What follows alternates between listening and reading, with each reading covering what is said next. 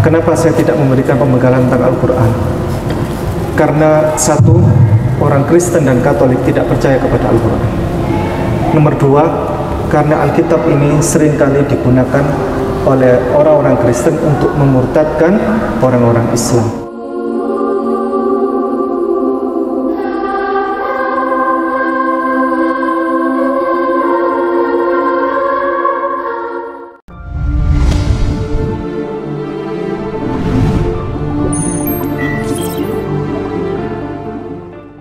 Alhamdulillah kami ada di Kabupaten Kepulauan Sangihe dan kami saat ini ada di lahan yang ini merupakan tanah wakaf, dan di sini tanah wakaf ini akan digunakan untuk gedung dakwah Mu'alaf Center Hagia Sophia Kabupaten Kepulauan Sangihe.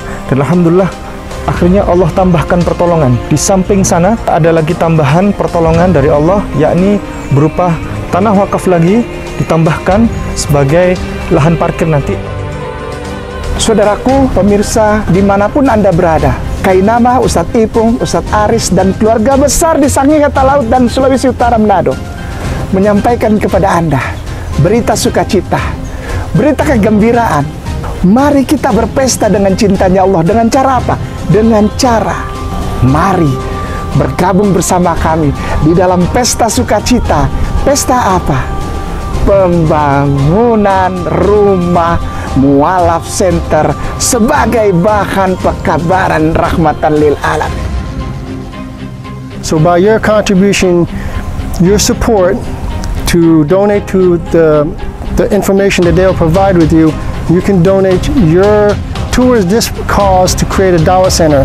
It's about 60 by 100 or 20 meters by 30 meters, and it's going to be 2 floors with educational classrooms and multi-purpose rooms, and of course all the proper and pamphlets and Islamic information for those to learn, understand, and grow into Islam. So join this organization here, Hagia Sophia Manado, the district of Sangihe, and allowing Amanah Center to be part of them. Join them, contribute, and donate to this cause and help this Dawah Center grow. Thank you very much. Assalamualaikum.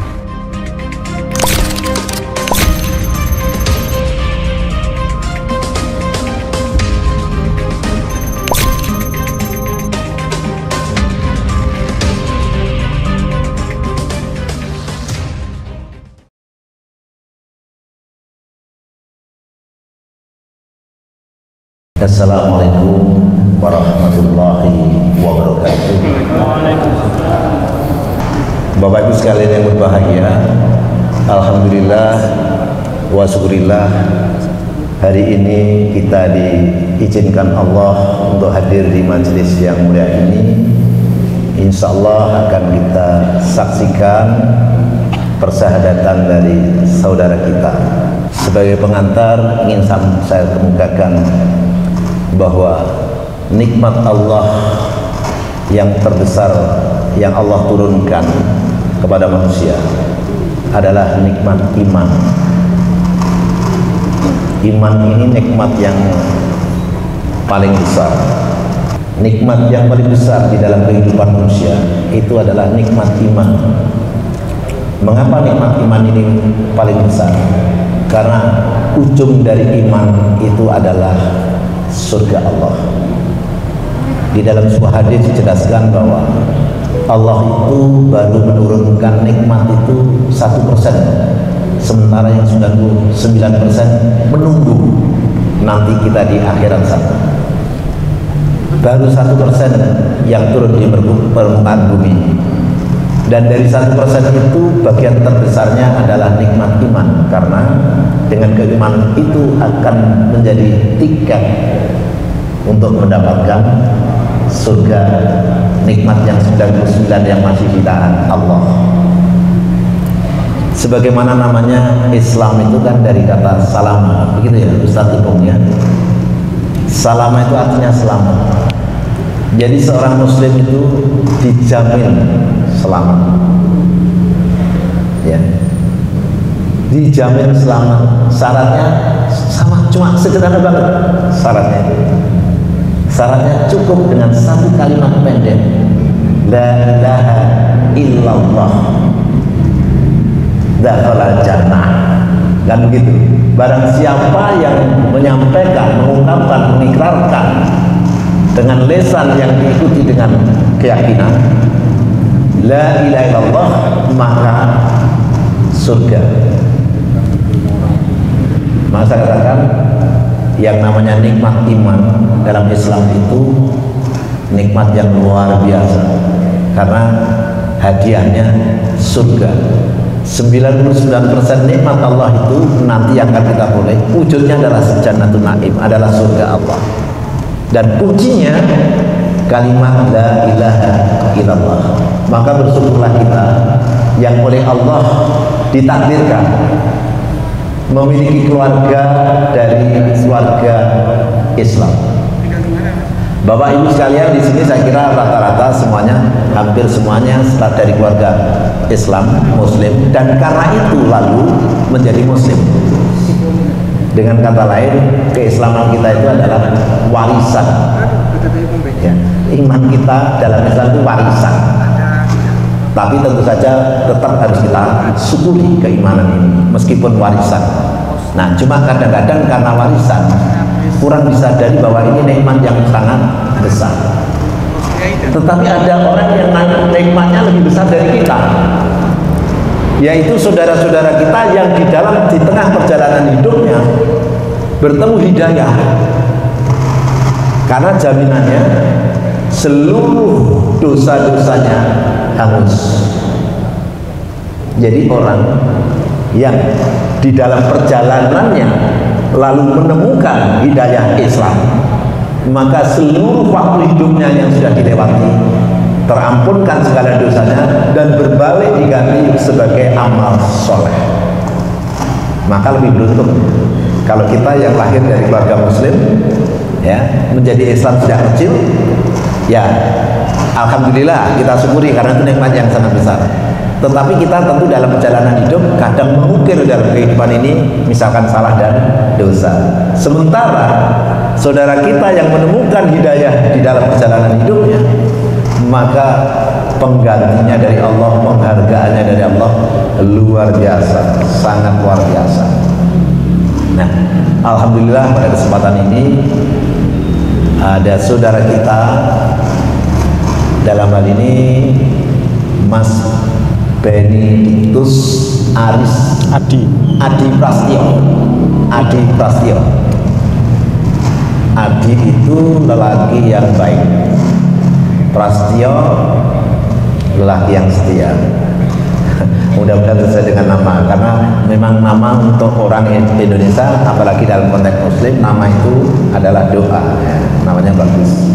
Mas Benedictus Adi Prastio hari ini insya Allah akan mengikrarkan bersahadat di tengah kita, dan karena itu Bapak Ibu kami mohon persaksiannya. Mudah-mudahan persaksian ini akan menjadi catatan langit, menjadi amal soleh bagi yang menyaksikan dan tentu saja bagi yang berikan. Di samping Mas Beni ada saudara kita Mbak Amira. Betul ya Mbak Amira ya? Mbak Amira. Mbak Amira akan menemani pada kesempatan ini untuk, kalau dalam bahasa Jawanya itu ada istilah di Jawa itu ketika orang melakukan pernikahan sudah lama begitu, lalu kemudian untuk menyemangati kembali suasana pernikahan itu namanya bangun tresno, ya, bangun nikah. Nah, kalau Mbak Amira pada kesempatan ini ingin membangun kembali atau memperteguh persahabatan ini yang insya Allah segera kita laksanakan. Mudah-mudahan persahabatan ini berujung kepada kebaikan, berujung pada yang namanya husnul khotimah, berujung pada kebaikan-kebaikan, ya, yang membawa kemuliaan dunia dan akhirat. Untuk itu saya akan langsung kemudian memimpin prosesi persahadatannya. Baiklah, baik. Sebagaimana perlu kami sampaikan, Mas Benedictus Adi Prastio dan Mbak Amira yang tentu sangat tahu bahwa syahadat ini menandai sebagai sebuah titik poin seseorang kemudian masuk pada sebuah zona yang dalam konteks kita adalah masuk kepada zona keimanan, dan ini menjadi tiket ya. Karena dia menandai masuknya kepada zona keimanan, maka ini menjadi tiket yang akan menghantarkan pelakunya atau pengucapnya berujung kepada hak untuk mendapatkan surga Allah, hak untuk mendapatkan ampunan Allah ya, hak untuk mendapatkan kasih sayang Allah. Oleh karena itu maka setiap seorang muslim untuk menandainya maka mengucapkan kalimat syahadat. Kalau bapak-bapak, ibu-ibu yang dari keluarga muslim mungkin tidak pernah ya secara langsung bersyahadat khusus menjadi muslim ya karena memang sudah menjalankan syahadat tiap saat sholat itu sudah di dalamnya ada syahadat. Baik, bismillahirrahmanirrahim, tolong diikuti saya. Asyhadu an la ilaha illallah, asyhadu an la ilaha illallah, wa asyhadu anna Muhammadar Rasulullah, wa asyhadu anna Muhammadar Rasulullah. Saya bersaksi bahwasanya tidak ada Tuhan selain Allah, dan saya bersaksi Nabi Muhammad utusan Allah. Mohon diikuti saya Mbak Amira. Asyhadu an la ilaha illallah, asyhadu an la ilaha illallah, wa asyhadu anna Muhammadar Rasulullah, wa asyhadu anna Muhammadar Rasulullah. Saya bersaksi tidak ada Tuhan selain Allah, dan saya bersaksi Muhammad Rasul Allah. Alhamdulillah Bapak Ibu sekalian, telah kita laksanakan musyahadatan dan telah kita saksikan bersama. Mudah-mudahan apa yang hari ini terlaksana menjadi kebaikan baik bagi ananda kita berdua ini maupun bagi yang menyaksikan. Untuk selanjutnya kami mohon bantuan Mas jenengan, monggo memberikan doa sebelum kemudian kita mohon Ustadz Ipung untuk memberikan tausiah. Bismillahirrahmanirrahim. Telah kita saksikan bersama-sama proses pensyahadatan, di mana ini adalah merupakan pintu gerbangnya seseorang yang bernama Mas siapa? Benediktus dengan Adi Prasetyo dengan Amira. Ini merupakan pintu masuknya kebahagiaan, pintu hidayah, yang mana hidayah ini adalah mahal. Ini harus kita syukuri ya, harus Mas Benediktus Adi Prasetyo Abdi Prasetyo dengan Elmira ya, harus disyukuri bahwa ini adalah nikmat yang paling mahal, melebihi dari nikmatnya segala nikmat di dunia, nikmat hidayah. Mengapa demikian? Karena urusan ini adalah urusan hak prerogatif Allah Subhanahu wa Ta'ala. Hanya Allah Subhanahu wa Ta'ala yang memberikan hidayah kepada yang Allah kehendaki. Ini asbabun nuzul awalnya adalah ketika Rasul ingin mengajak pamannya Abu Thalib untuk masuk Islam ya, di tengah proses sakaratul maut, maka ya, turunlah ayat ini, innaka la tahdi man ahbabta walakinnallaha yahdi may yasha.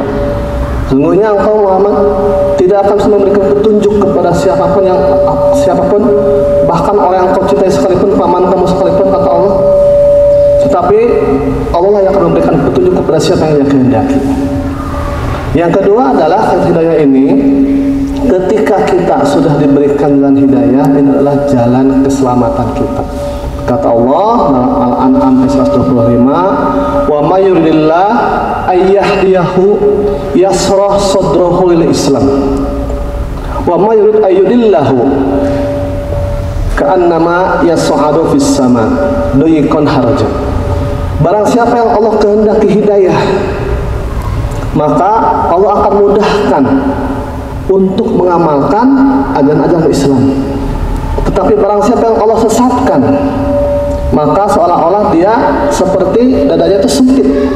Artinya orang yang diberikan kelapangan hidayah, diberikan hidayah Allah Subhanahu wa taala, diberikan kelapangan dadanya, hatinya untuk melaksanakan amal-amal soleh.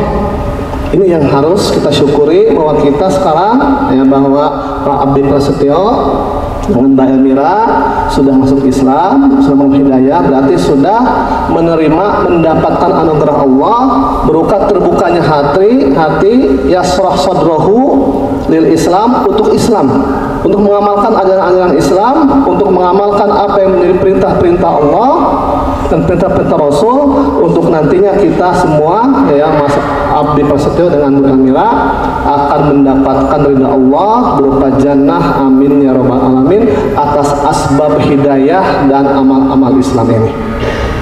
Namun berikutnya yang ketiga, yang terakhir adalah sebagai pemantik bahwa kait hidayah ini ya, yang ketiga bahwa hidayah ini merupakan bagian dari kudrat dan iradatnya, bagian dari yang disebut dengan fitrah kita sebagai manusia.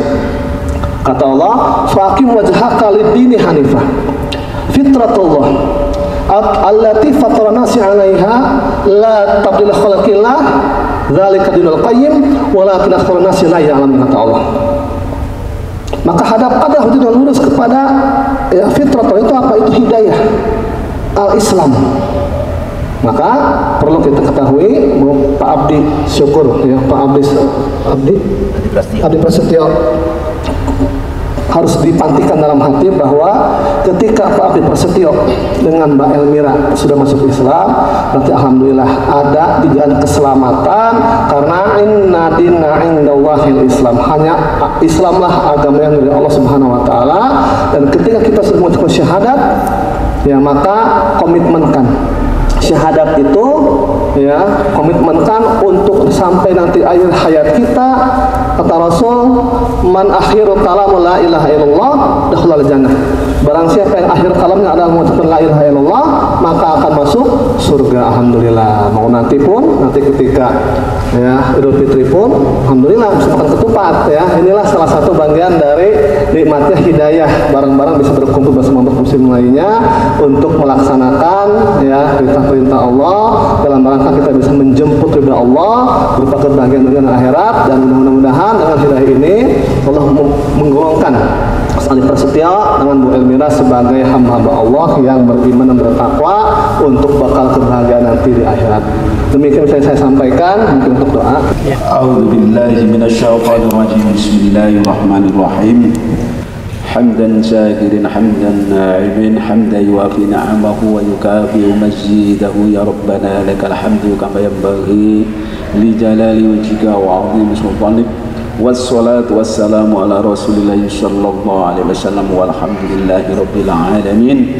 Allahumma salli salatan tunjina biha min jamil ahwali wal afat wa taqdilana biha min jamil hajat wa tudahhiruna biha min jamil syai'at wa tarfa'una biha inda adat darajat wa tuballighuna biha usul hayat min jamil khairati fil hayati wa ba'dal mamat. Allahumma inna ala dzikrika wa syukrika wa husni ibadatik. Rabbana la tu'akhidna in nasina wa akhtana. Rabbana wa la tahmil alaina isran kama hamaltahu ala alladhina min qablina. Rabbana wa la tuhammilna ma la taqata lana bih wa'fu anna waghfir lana warhamna anta maulana fansurna 'alal qaumil kafirin. Rabbana ighfir lana wa li ikhwana alladhina sabaquna bil iman wa la taj'al fi qulubina illa lil ladzina amanu rabbana innaka ra'ufur rahim. Rabbana la tuzigh qulubana ba'da idh hadaitana wa hab lana min ladunka rahmah innaka antal wahhab.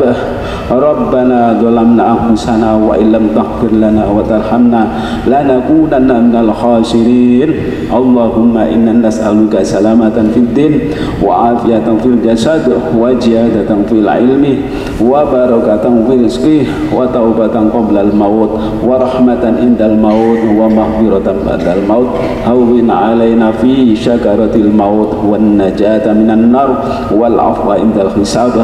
Rabbana taqabbal minna innaka antas samiul alim wa tub alaina innaka antat tawwabur rahim. Rabbana atina fid dunya hasanah wa fil akhirati hasanah wa qina adzaban nar wa adkhilnal jannata ma'al abrar ya aziz ya ghafar bi rahmatika ya arhamar rahimin. Subhana rabbika rabbil izzati amma yasifun wa salamun alal mursalin walhamdulillahi rabbil alamin.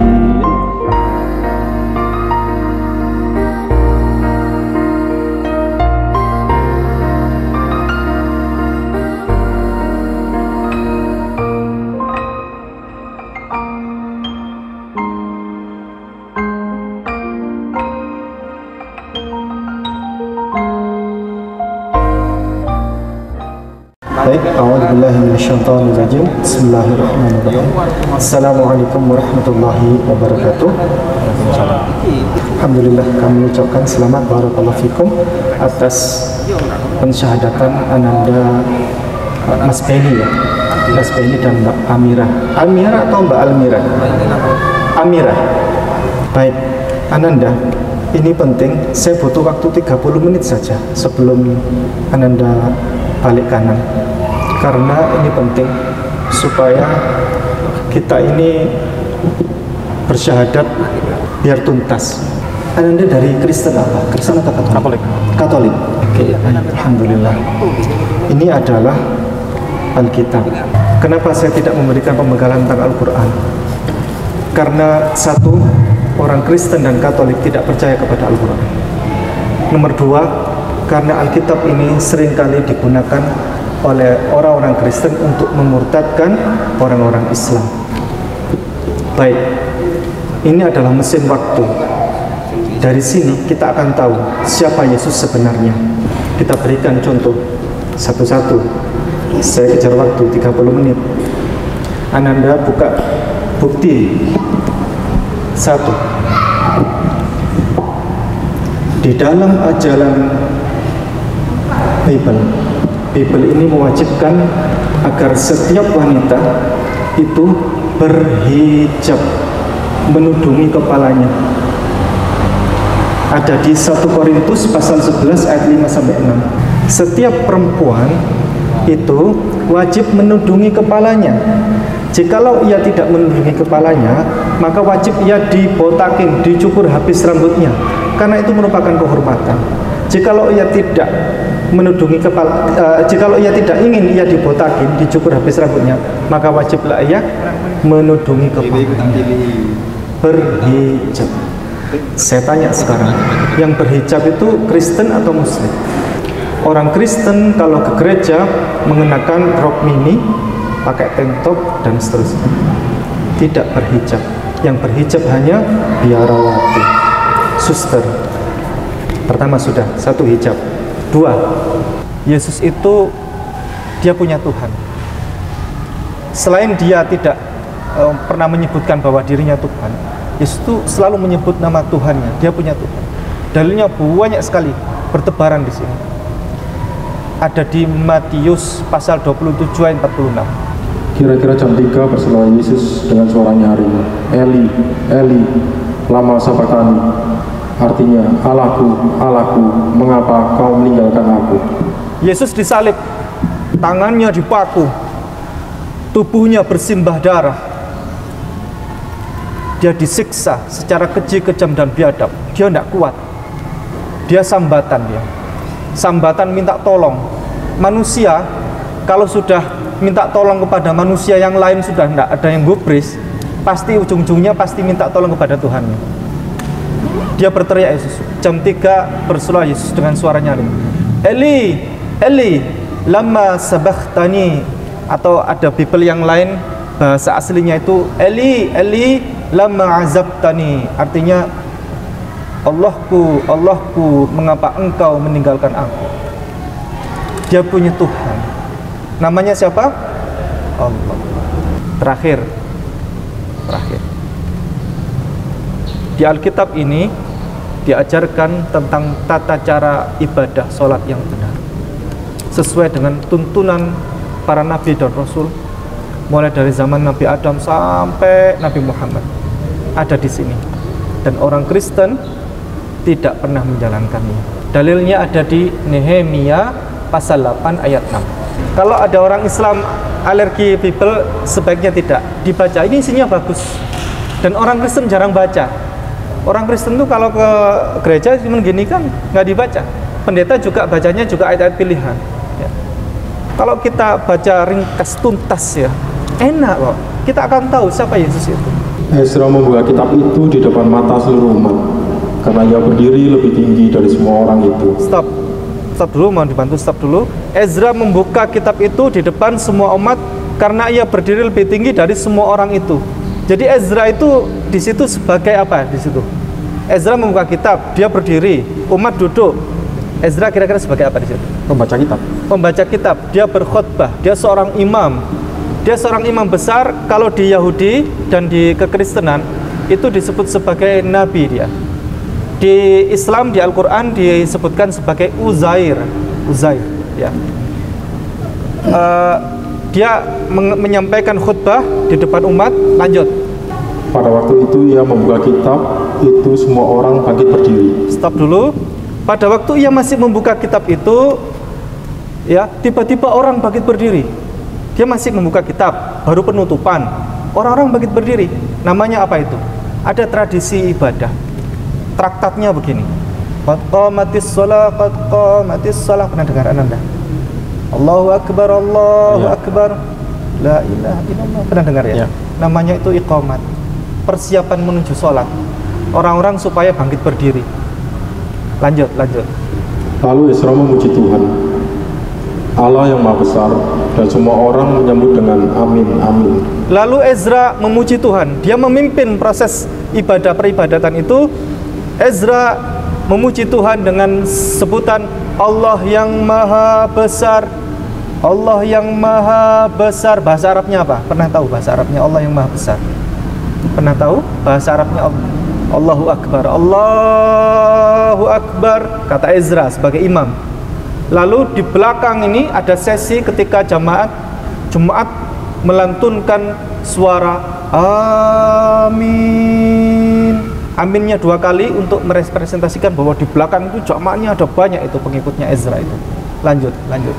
Sambil mengangkat tangan. Ya, di setiap gerakan sholat itu, gerakan ibadah itu, setiap kali gerakan mengangkat tangan. Allahu Akbar, Sami'allahu liman hamidah. Lanjut. Kemudian mereka berlutut dan sujud menyembah kepada Tuhan dengan muka sampai ke tanah. Kemudian mereka berlutut membungkukkan diri, rukuk dan bersujud menyembah Tuhan, menyembah kepada Allah dengan muka sampai ke tanah. Bayangkan, sangat detail sekali Bible ini menjelaskan. Rukuk, membungkukkan diri, lalu bersujud dengan muka sampai ke tanah. Diawali dengan qamatis shalah, semuanya bangkit berdiri. Imamnya memulai Allahu Akbar, Allah yang Maha Besar. Ada sesi kemudian jemaatnya amin. Kemudian setiap kali gerakan mengangkat tangan Allahu Akbar, Sami'allahu liman hamidah. Kemudian rukuk, kemudian bersujud menyembah Tuhan dengan muka sampai ke tanah. Pertanyaan saya, di bawah kolong langit yang luas ini, di atas hamparan bumi yang begitu besar ini, ajaran manakah yang kalau orang beribadah seperti yang disampaikan di Bible Nehemia pasal 8 ayat 6 tadi? Ajaran mana? Islam. Orang Kristen tidak menjalankan. Orang Kristen kalau di gereja bernyanyi-nyanyi, paling banter bertelut. Kalau di Katolik itu bukan berlutut, bukan bersujud ya. Itu tadi bersujud muka sampai ke tanah ya. Orang Katolik itu bertelut begini.